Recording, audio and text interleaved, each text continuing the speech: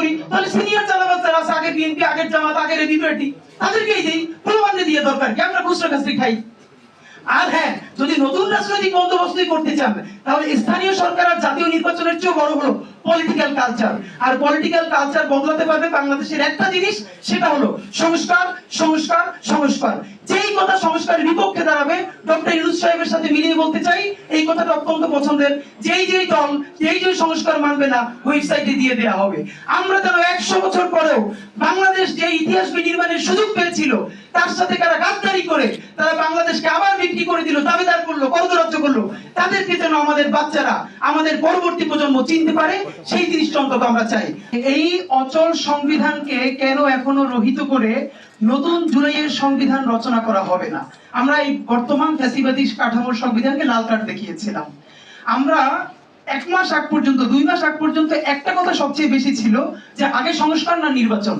আমার নিজেরও মনে আছে, আমি অগণিত টকশোতে অংশগ্রহণ করেছি, ছাত্র জনতার পক্ষ থেকে বলেছি যে না, সংস্কার হতে হবে, আমরা কোনোদিন নির্বাচনের বিপক্ষে না, নির্বাচন ছাড়া তো দেশ চলতে পারবে না, কিন্তু সংস্কার ইজ আ মাস্ট। কিন্তু আপনি এখন খেয়াল করেন, এখন কিন্তু আমাদের যে ছাত্রদের যে দল আমরা বলছি, তারাও কিন্তু কোনো সংস্কারের কথা বলছে না, বরং যেটা বিতর্ক ছিল যে আগে সংস্কার না নির্বাচন, সেই বিতর্কটা এখন হয়ে গেছে আগে স্থানীয় নির্বাচন নাকি জাতীয় নির্বাচন। তো এই যে ফ্রেমিংটা, যেটা ছিল সংস্কার নাকি নির্বাচন, সেটা হয়ে গেল স্থানীয় নির্বাচন নাকি জাতীয় নির্বাচন। এর মাধ্যমে আমরা বুঝতে পারি যারাও সংস্কারকামী ছিল, বাংলাদেশের রাজনৈতিক বাস্তবতায় কোনো না কোনো ভাবে তারা কম্প্রোমাইজ করেছে এবং তারা ধরে নিয়েছে যে নির্বাচন ছাড়া গত্যন্তর নয়, সংস্কার কিচ্ছু হবে না, এর চেয়ে সমঝোতা করে যদি গোটা 10-15-20টা আসন আমরা সিকিউর করতে পারি, ওটাই আমাদের ভালো। এই নিজের ভালো পাগলেও বোঝে, আর বাংলাদেশে যারা বড় নেতৃত্ব দিয়েছে তারা তো আরো ভালো বোঝে অবশ্যই। আপনাদেরকে আমি একটু মনে করিয়ে দেই যে ধরেন আমাদের এই আমরা বারবার বলছি যে, আমি শুধু এই ব্যাপারটাই বলি যে জাতীয় নির্বাচন হবে নাকি স্থানীয় নির্বাচন হবে। আমি যদি একটু বাজেভাবে বলি, ধরেন যদি কোনো সংস্কার নাই হয়, আমরা তো মোটামুটি বুঝতে পারছি, তাহলে কেন জাতীয় নির্বাচন আগে হবে না? সমস্যাটা কি? মানে আমরা তো এখন টেক ইট ফর গ্রান্টেড ধরে নিয়েছি, এবং এটা আমি আগে প্রোগ্রামে বলেছি, যদি বাংলাদেশের সবথেকে বড় দল হিসেবে বিএনপি এগিয়ে না আসে, বিএনপি মুভ না করে, তাহলে যতগুলো সংস্কার কমিশন হয়েছে, যতগুলো সুপারিশ হয়েছে, এই 20% বাস্তবায়ন করা সম্ভব না, হবে না। তো রাজনৈতিক দলগুলো তো মোটামুটি হাতাহাত ধরে সবাই বলে দিয়েছেই তারা সংস্কার, এগুলো সব লম্বা প্রসেসের ব্যাপার, তারা এসে করবে, এবং মোটামুটি সবাই এটা যেহেতু বুঝেছে সংস্কার আর হচ্ছে না। তাই আমার প্রশ্ন হলো, তাহলে আমরা স্থানীয় নির্বাচন আগে, জাতীয় নির্বাচন পরে, এইটা কি নতুন রাজনৈতিক দলকে কিছু বেশি সিট পাইয়ে দেওয়ার জন্য বলছি কিনা? যে আমাদের ভাইয়েরাও দল করেছে, সুতরাং ওরাও একটু প্রিপারেশন নিক, এলাকায় যাক, এর মধ্যে ওরাও একটু গুছাক, তারপরে আরেকটু এটার জন্য হলে তো আমি বলবো না। সংস্কার যদি না হয়, তাহলে কাউকে তফসিল ঘোষণা করেন, পরের মাসে জাতীয় নির্বাচন দিয়ে দেন, বাইরে যারা করবে তাদের নিজেদের গায়ে গিয়ে দায় পড়ে। আর যদি হ্যাঁ, এবার আপনি বলবেন না, আমরা স্থানীয় নির্বাচনটা এই জন্য আগে চাই যে মানুষ ভোগান্তিতে আছে, এই নির্বাচন কমিশনের কোনো অভিজ্ঞতা নাই, একটা লিটমাস টেস্ট পেপার হিসেবে আগে একটা স্থানীয় নির্বাচন সে করে দেখাবে, তারপরে জাতীয় নির্বাচন। এখানে তো একটা সমস্যা আছে, যেমন স্থানীয় সরকার নির্বাচন কমিশন যে সুপারিশমালা দিয়েছে, সেখানে তারা বলেছে যে সারা দেশের স্থানীয় নির্বাচন একই দিনে হতে হবে। আমি খুবই বুঝে শুনে বলতেছি, এটা খুবই অবাস্তব। জাতীয় নির্বাচনের চেয়েও স্থানীয় নির্বাচন আরো ক্রিটিক্যাল হয়ে দাঁড়ায়। স্থানীয় নির্বাচনে মানুষ এমন পরিমাণ মাসেল ব্যবহার করে একটা ওয়ার্ড মেম্বার হওয়ার জন্য, এটা অনেকে চিন্তাও করতে পারবে না ঢাকায় বসে। তো আমার প্রশ্ন হলো, আপনি এই যে জাতীয় নির্বাচনের স্থানীয় নির্বাচন এই সক্ষমতার জন্য বলতেছেন, তাহলে প্রশ্ন করি, বর্তমান নির্বাচন কমিশনের রিটার্নিং অফিসার কারা? আপনি তো কাঠামোগত কোনো পরিবর্তন হয় নাই। 64 জেলায় রিটার্নিং অফিসার হবে 64 জন ডিসি। কোন ডিসিরা? যারা 2014-তে, 2018-তে, 2024-এ যারা ফ্যাসিবাদের আমলে শুধু ভোট কেড়েই নেয় নাই, রাতের ভোটে এমপি বানিয়ে যারা শত শত কোটি টাকার মালিক হয়েছে এবং তাদের আমেরিকা এবং কানাডা বেগম পাড়ায় বাড়ি করেছে। আপনি কয়জন ডিসিকে চেক করতে পেরেছেন? 22 জন ওএসডি করেছেন। যেই তাদেরকে ওএসডি করার কথা ছিল সরকার গঠনের 1 মাসের মধ্যে, আপনি তাদেরকে 6 মাস পরে এসে এখন ওএসডি করতেছেন, এখন তারা আপনার বিরুদ্ধে প্রতিদিন কু করে।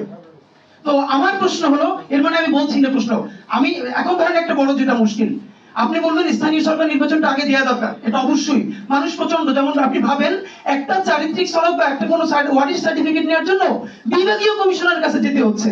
আপনারা নিশ্চয়ই জানেন, তবুও আমি বলছি, আমি যেটা নিশ্চিত জানি যে এই ভোগান্তি কমানোর জন্য স্থানীয় সরকার মন্ত্রণালয় একটা উদ্যোগ নিয়েছে। উদ্যোগটা হলো যে প্রত্যেক পৌরসভায় বা ইউনিয়নে একজন করে প্রশাসক নিয়োগ দিবে। ইতোমধ্যে অনেক আওয়ামী লীগের সাবেক চেয়ারম্যানরা এটার জন্য লবিং শুরু করেছে। আমি আপনাদেরকে বলে রাখি, নির্বাচন ছাড়া এই প্রশাসক যদি নিয়োগ দেওয়া হয় প্রত্যেকটা পৌরসভায়, এই পৌরসভায় কাদেরকে নিয়োগ দেওয়া হবে এইটা নিয়ে শত শত কোটি টাকার আবার বাণিজ্য হবে। আপনি যেই বাণিজ্য বন্ধ করার জন্য কথা বলছেন সেটা তো বন্ধ করতে পারবেনই না। ইতিমধ্যে আমি অনেককে চিনি যারা স্থানীয় সরকার মন্ত্রণালয় তদবির করতে শুরু করেছে যে তাদেরকে যদি ওখানে এই প্রশাসক বানানো হয় তাহলে এত বড় পরিমাণ অ্যামাউন্ট তারা সেখানে ব্যবস্থা করবে। সুতরাং আমি আপনাদেরকে বলতে চাই, স্থানীয় সরকার করেন আর জাতীয় নির্বাচন করেন, ভাই ভোটার তো একজনই। সেই ভোটার যে 1000 টাকার জন্য ভোট বিক্রি করে দেয়, সেই ভোটার যে কোরআন শরীফের উপরে থেকে টাকা নেয় এবং মানে কি অদ্ভুত বাংলাদেশের চরিত্র দেখেন, আমি নিজে সাক্ষী। গভীর রাত্রে টাকা তো সবাই নেয়, এক একজন ক্যান্ডিডেটের কাছ থেকে 5-10 হাজার টাকা করে নেয়, তো কার ভোটটা দিবে? এই জন্য টাকা নেওয়ার প্রক্রিয়া হইলো কোরআন শরীফ ধরে কোরআন শরীফের উপরে গিয়ে টাকা রাখে। এর মানে কোরআন শরীফের উপর দিয়ে তুমি টাকা নিছো মানে এইবার তুমি নাফরমানি করবা না, মানে মদ খাবা কিন্তু সেটা বিসমিল্লাহ বইলা।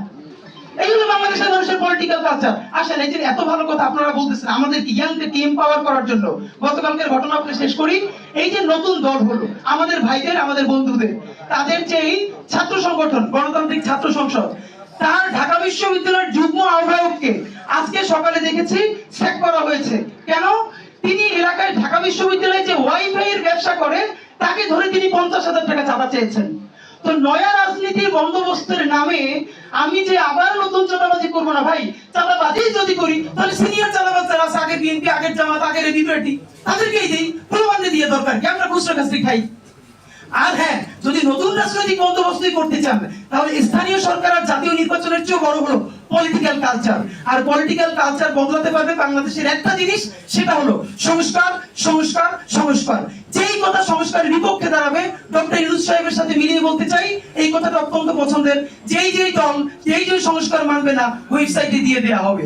আমরা যেন 100 বছর পরেও বাংলাদেশ যে ইতিহাস বিনির্মাণের সুযোগ পেয়েছিল তার সাথে কারা গাদ্দারি করে তারা বাংলাদেশকে আবার বিক্রি করে দিল, দাবিদার করলো, করদরাজ্য করলো, তাদেরকে যেন আমাদের বাচ্চারা, আমাদের পরবর্তী প্রজন্ম চিনতে পারে, সেই জিনিসটা অন্তত আমরা চাই। বাংলাদেশ বাঁচুক, বাংলাদেশ জিন্দাবাদ, ইনকিলাব জিন্দাবাদ।